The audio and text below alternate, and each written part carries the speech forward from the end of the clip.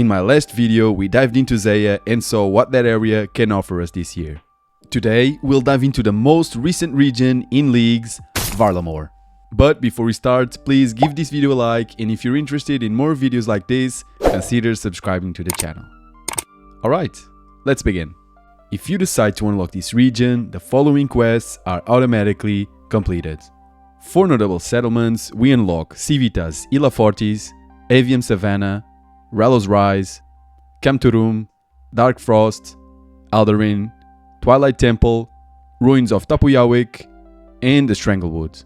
Note that Stranglewood will be accessible via the League Navigator in Northern Varlamore. Alright, now let's talk about notable combat activities. First off, let's start with Vardorvis that was included in Varlamore. This boss drops the Chromium Ingot and the Ultor Vestige to create the Ultor Ring, the best in slot ring for melee. It also drops the Virtus Robes pieces and an Executioner Axe Head and all the rest of the pieces to create the Soul Reaper Axe. It was confirmed that having access to only one Desert Treasure 2 boss will be possible to get all 4 pieces of the axe, which is incredible. This boss also drops the Strangle Tablets to have a direct teleport to his lair, the Awakened Orb to be able to fight his Awakened version, and the Blood Quartz used on the Ancient Scepter to create the Blood Ancient Scepter, although you have to unlock the Varlamore Region also to be able to make this scepter. In Varlamore, we also have access to the Moons of Peril. Here we can get the Blood Moon armor, which has similar stats with bundles. We also can get the new dual weapon, which when used with a full set has a 33% chance to hit 1 tick sooner upon successful hits. This can be amazing with the right melee relics. We also have the Blue Moon set and spear that when worn gives the Frostweaver effect that when after casting a bind spell, the Blue Moon spear has 20% chance for its next melee attack to be unaffected by action delays. And finally we have the Eclipse set and weapon, which when worn has a 20% chance to inflict a burn effect on the target. From the Moons of Peril dungeon we also can slay Sulfur Naguas that drop runes, ores and a Sulfur Blade, which is a dual blade weapon. In this region we also have access to the boss Amoxiliatl. His name is super complicated and he drops the Pendant of Eights and the Frozen Tears that can be used to charge it. This charged amulet gives us various teleports around Varlamore. He also drops a dual-handed weapon, various runes, alchables, and supplies. In his dungeon we also can find various monsters, but most importantly Frost Naguas that also have a chance of dropping the pendant and the Glacial dual weapon. We have the new dragon boss Yui that drops the new hides to create the new hide armor. I don't know how to pronounce his name and I'm pretty sure I'm not the only one. He also drops the new Tome of Earth and the Dragon Hunter wand that has a passive effect that increases accuracy by 50% and damage by 20% when fighting dragons, much like the Dragon Hunter lance and Dragon Hunter crossbow. And finally we have the Fortis Coliseum.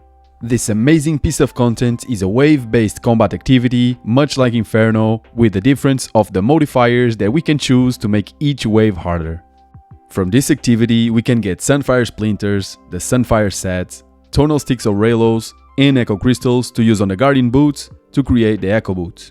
These boots act like a recoil item, and if you want to unlock them you have to unlock first Asgardian to get the Bandos boots and Mauritania to get the Tourmaline core from the Grotesque Guardians. And in the Coliseum, if we defeat the last wave boss, we can get the ultimate cape slot item for range, the Dizana's Quiver. And yeah, that for sure will be one of my big goals for this year's league. Alright, now for skilling and non-combat activities, we have for thieving, wealthy citizens that also give a chance of obtaining house keys when pickpocketing. After we receive one of these keys, we can steal valuables from the 3 houses inhabited by these wealthy citizens. These valuables give extra thieving XP and can be sold to the NPC Oriana for extra profit. For mining, we have calcified rocks in Camturum. For hunter, we have the hunter guilds where we can get hunter rumors. These are similar to slayer tasks and farming contracts where one of the guild hunters will give you a hunter task to complete. Completing a rumor rewards us with experience in a hunter's loot sack where we can obtain various supplies and a chance of receiving the hunter outfits and huntsman kits depending on the rumor difficulty. For Herblore we have Master Mixology, the new Herblore minigame where we can obtain the alchemist outfit. This outfit is purely cosmetic with the exception of the glasses that give a 10% chance to save a secondary ingredient when making potions. From this minigame we also can obtain potion storage, which creates an interface in our bank to store potions separate from their bank slots. We can get also the reagent pouch, which when making potions the secondary ingredients will be used directly from this bag. The chugging barrel, which makes it possible to drink more than one potion at the same time. The alchemist's amulet that gives a 15% chance of creating potions with 4 doses. And finally Aldarium, which is the secondary used to create the new goading and prayer regeneration potion. For agility we have the Colossal Worm agility course. For rune crafting we have Sunfire runes. And for prayer we have blessed bone shards that we can obtain from various activities around Varlamore. We can get prayer XP by blessing a jug of wine at the exposed altar and sacrificing it at the libation bowl. We can also add Sunfire Splinters and create a jug of blessed Sunfire wine instead for more prayer XP. For notable shops, in Varlamore we have the Herbal Supply Shop, Tesoro's Pickaxes and the Runic Emporium that sells various elemental and catalytic runes. In the city of Kamturum, Tosi's Gem Store in Aldarin, Yanyo's Baked Goods and Kobado's Groceries for early game food source, Ymia Supplies where you can find hunter supplies in the Hunters Guilds, Pelham Fur Store that sells but mostly buys hides, and Metla's Construction Supply Store where we can find POH construction items in the Stonecutter Outpost south of Civitas Illa Fortis. Also is worth mentioning that the Hunter Crossbow was added at the Sunset Coast charter ships.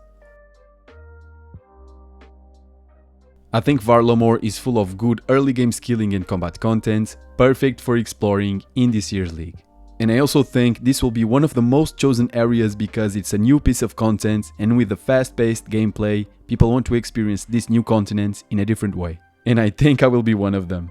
I don't have a Designer Squiver on my main account and I don't know how to do for this Coliseum, so I will try it for the first time in this year's league. And yeah, I will explore Varlamore. I didn't get the opportunity properly, so yeah, I think I will choose it as one of my regions. But yeah, with all that in mind, I leave it up to you to decide if Varlamore is the right region for you. Alright, that was all the information that I wanted to share with you with this little video. And yeah, this was my last video about the league's regions and I hope you enjoyed them all. If you have anything to add guys, feel free to leave a comment below. I will keep posting more videos about leagues, so stay tuned. Thank you so much for watching guys, and I'll see you in the next one. Take care.